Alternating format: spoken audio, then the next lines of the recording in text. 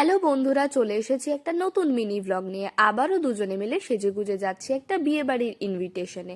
বাড়ির খুব কাছেই ছিল, সেজন্য মোটামুটি 9টা নাগাদই বাড়ি থেকে বেরিয়েছিলাম। এন্টায়ার ডেকোরেশন খুব সুন্দর ছিল। আর সবচেয়ে ইন্টারেস্টিং ব্যাপার হলো, আজকে যে বিয়ে বাড়িটায় গেছিলাম সেখানে একসাথে দুই যমজ ভাইয়ের বিয়ে ছিল। তারপরেই প্রথমে ওদের সাথে দেখা করে নিয়ে চলে গেছিলাম মোমোর কাউন্টারের দিকে।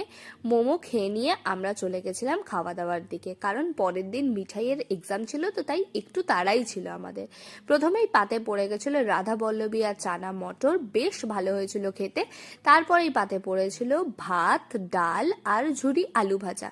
তারপর ছিল এঁচোড় চিংড়ি, আর এইটা জাস্ট অসাধারণ হয়েছিল।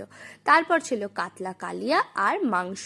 বলে না, রতনে রতন চেনে, তাই মাংসের গলাগুলো কেমন যেন চিনে চিনে আমার পাতেই চলে আসে অনুষ্ঠান বাড়িতে। তারপরে যা থাকে চাটনি, পাঁপড়, মিষ্টি সব খেয়ে আইসক্রিম